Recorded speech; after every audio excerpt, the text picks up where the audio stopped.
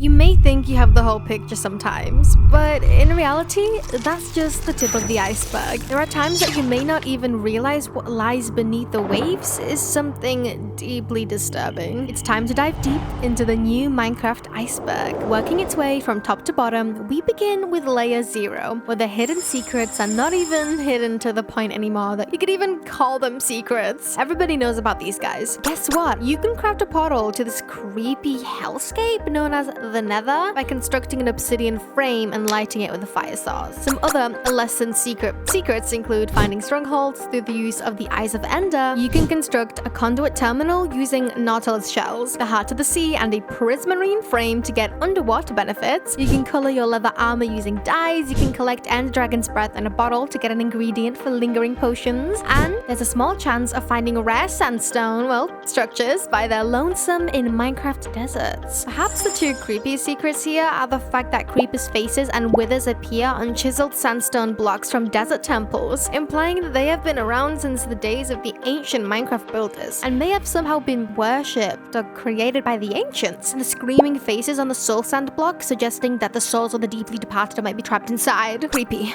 but child's play with what's to come. Now onto the first chunk of ice. We have some secrets that are still really well known, but might not be as widespread as the section above it. For example, Herobrine appears in this tier. The most popular Minecraft Creepypasta started with this image posted by an anonymous user on 4chan, all about a populous version of Steve who haunts your Minecraft world from afar, leaves incomprehensive signs all over the place, builds mysterious pyramids in the oceans, removes leaves from trees, and constructs 2x2 tunnels with no seemingly important purpose. Herobrine was later popularized through hoax videos created by Brocraft streamer Copeland, and he has been quote-unquote removed from almost every update of Minecraft by Mojang since. Some other slightly chilling stuff to be found in this tier includes the Farlands, a floating terrain seed generation glitch 12 million blocks out from spawn that was patched in Java version 1.8. The extremely rare, naturally spawning pink sheep, and the fact that Notch originally intended to name Minecraft Cave Game. Now onto the first layer beneath the depths of the berg. At this level, you will find slightly secrets,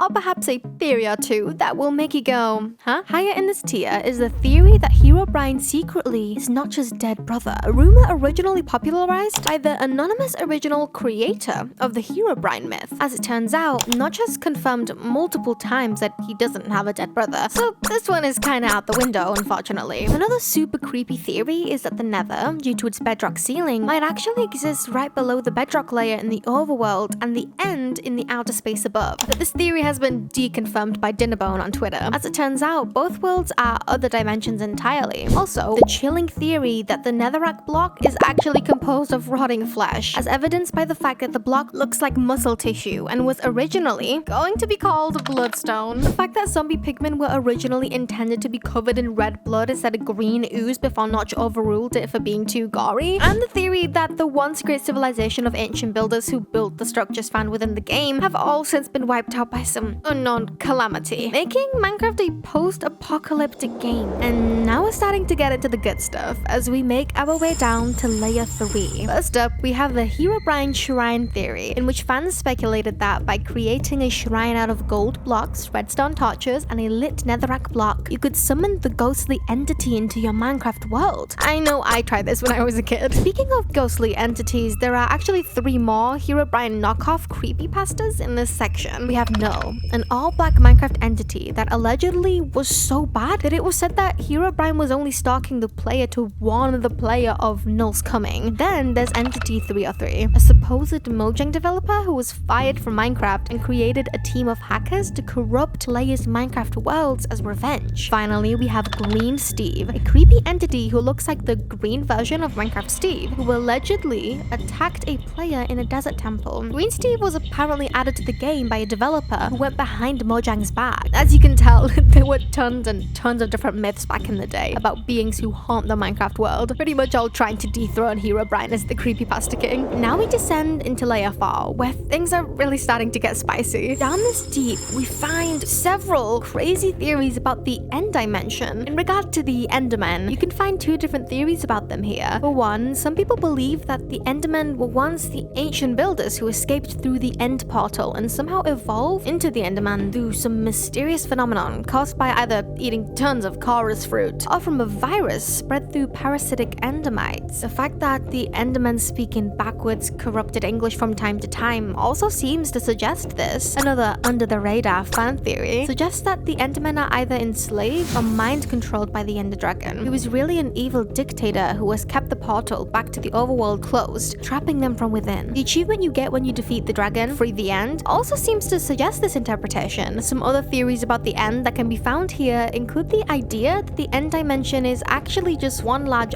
asteroid belt due to it being rocks floating in space and all, and the theory that there were once actually dozens of End Dragons who lived in the dimension, only for the ancient builders to come in and wipe them out, as evidenced by the fact that Ender Dragon heads can be found mounted to End ships found floating outside of End cities. Another fun Easter egg on this level is the Disc 11 spectrogram, or a graph of the sound produced by the disc. To put it simply, when you put the disc through a spectrogram, you'll find a Steve face at the end of the disc, along with a signature by C418, the musician who created the disc. But is that really Steve, or is it Herobrine? We're starting to get into Minecraft knowledge that only the best of the best can tell you on the fly. One of the most interesting theories on here is the idea that Steve, or at least your player character, is actually a god. If you think about how much weight that Steve actually carries around in metal, stones, and materials, and then consider the fact that he can still run full speed, jump a meter high, and show no signs of exhaustion, seems to imply that Steve is quite possibly not human. The fact that he survives in the end may also hint that Steve can survive the vacuum of space. As another theory here goes, Ravagers are actually villagers who were kidnapped by Illagers and transformed into the ravenous beasts, as implied by the fact that they have the similar noses and unibrows and make similar noises. There are some real creepy theories and ideas in Layer 6. According to one of them, Vexes are actually trapped souls that the Evoker controls, forcing them to fight on the Illagers' behalf. Then there's the super eerie White Enderman creepypasta, in which certain players described sightings of White Endermen who had the ability to stand on water and permanently kill the player, even in modes outside of hardcore. While the creepypasta has had its skeptics, some people believe that glitches in Minecraft's code are to blame for the White Enderman sightings. Another interesting factoid found here is that during the beta pre-release of 1.8 Minecraft, Enderman actually had green eyes instead of purple. In connection to the Ender Dragon dictator theory, some players think that the eye color change from green to purple implies that the Endermen are actually being mind controlled by the dragon, not just enslaved. Bone chilling, am I right? If you have made it to Layer 7 and know almost everything, welcome to the super secret Minecraft fan club.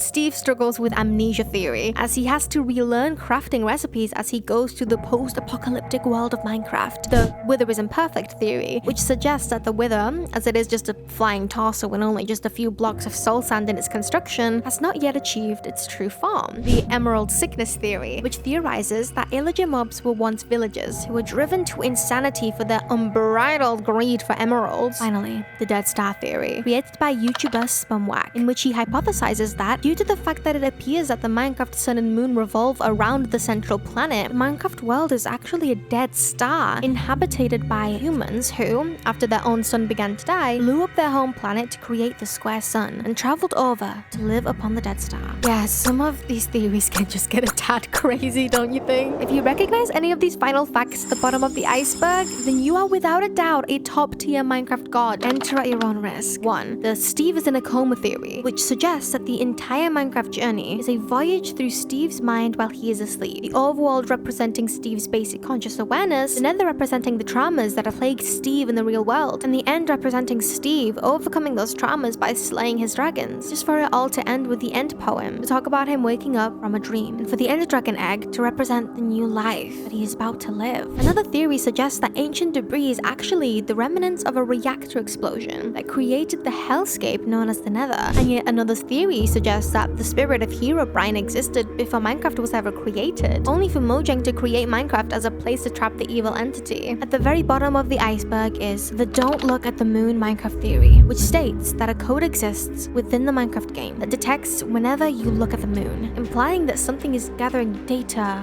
on you while you watch. So whatever you do, don't look at the moon.